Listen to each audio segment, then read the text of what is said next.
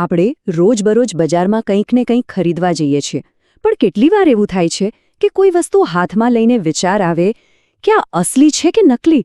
આપણે જે પૈસા ખર્ચી રહ્યા છીએ એની સામે મળતી વસ્તુ શુદ્ધ અને સલામત તો છે ને? આ એક એવી મૂંઝવણ છે જેનો સામનો આપણે લગભગ બધા જ કરીએ છીએ. મહાત્મા ગાંધીના આ શબ્દો જુઓ, કેટલા સચોટ છે.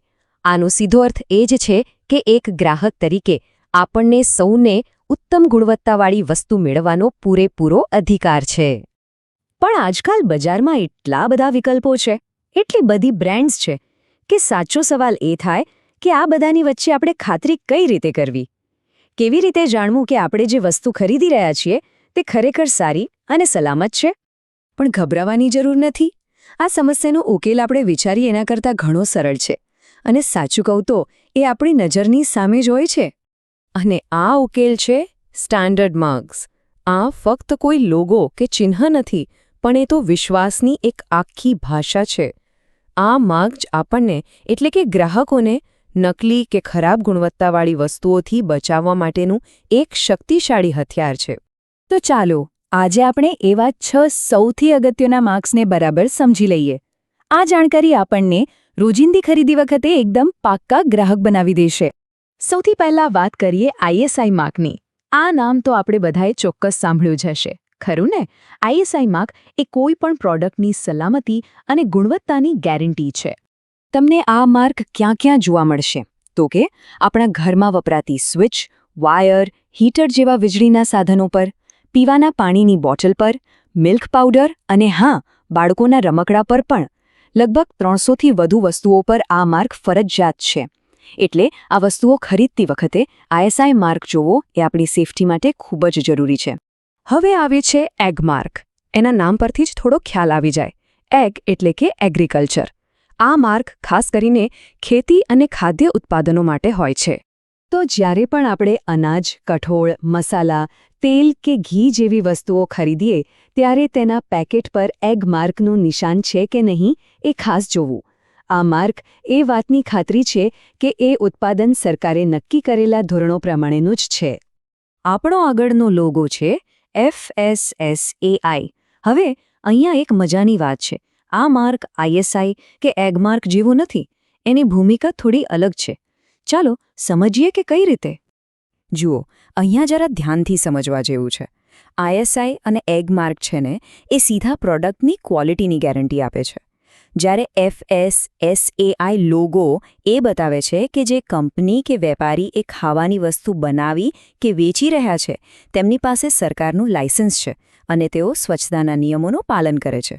એટલે કે આ પ્રોડક્ટનું નહીં પણ બનાવનારનું સર્ટિફિકેટ છે. હવે વાત કરીએ એક એવા માર્કની જે આપણી મોટી ખરીદી વખતે બહુ જ કામનો છે. ખાસ કરીને જ્યારે આપણે સોના, ચાંદી જેવી કિંમતી વસ્તુઓ ખરીદતા હોઈએ. આ છે હોલમાર્ક, જે શુદ્ધતાની પાક્કી ગેરંટી છે. એટલે યાદ રાખજો, સોનાના દાગીના હોય કે ચાંદીની કોઈ પણ વસ્તુ ખરીદતા પહેલાં હોલમાર્કનું નિશાન તો ચેક કરવાનું જ. એ આપણને ખાતરી આપે છે કે ધાતુની શુદ્ધતામાં કોઈ છેતરપિંડી નથી. આગળ વધીએ ISO માર્ક તરફ. આ માર્ક કોઈ એક પ્રોડક્ટ માટે નથી હોતો, પણ એ તો આખી કંપની કે સંસ્થાની કામ કરવાની પદ્ધતિની ગુણવત્તા બતાવે છે.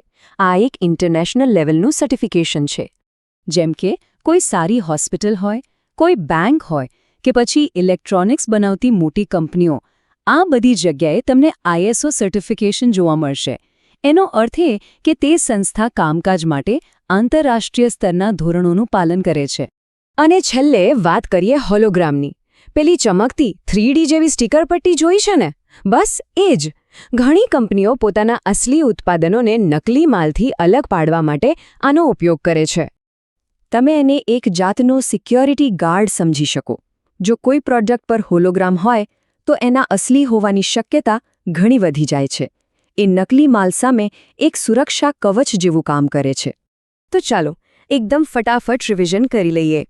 ISI એટલે પ્રોડક્ટની સેફટી, એગ માર્ક એટલે ખેત પેદાશની ક્વોલિટી, FSSAI એટલે ફૂડ બિઝનેસનું લાયસન્સ, હોલમાર્ક એટલે સોના ચાંદીની શુદ્ધતા, ISO એટલે કંપનીના કામકાજના સ્ટેન્ડર્ડ્સ અને હોલોગ્રામ એટલે નકલી માલ સામે રક્ષણ. સરળ છે, બરાબર? તો આ 6 ચિહ્ન વિશે જાણ્યા પછી એક વાત તો સાફ છે કે આ નાના દેખાતા લોગોમાં આપણા જેવા ગ્રાહક માટે બહુ મોટી તાકાત છુપાયેલી છે. આ ખાલી ચિત્રો કે નિશાન નથી, આ તો બનાવનાર તરફથી આપણને મળેલું એક વચન છે. સલામતીનું, ગુણવત્તાનું અને સૌથી ઉપર વિશ્વાસનું વચન.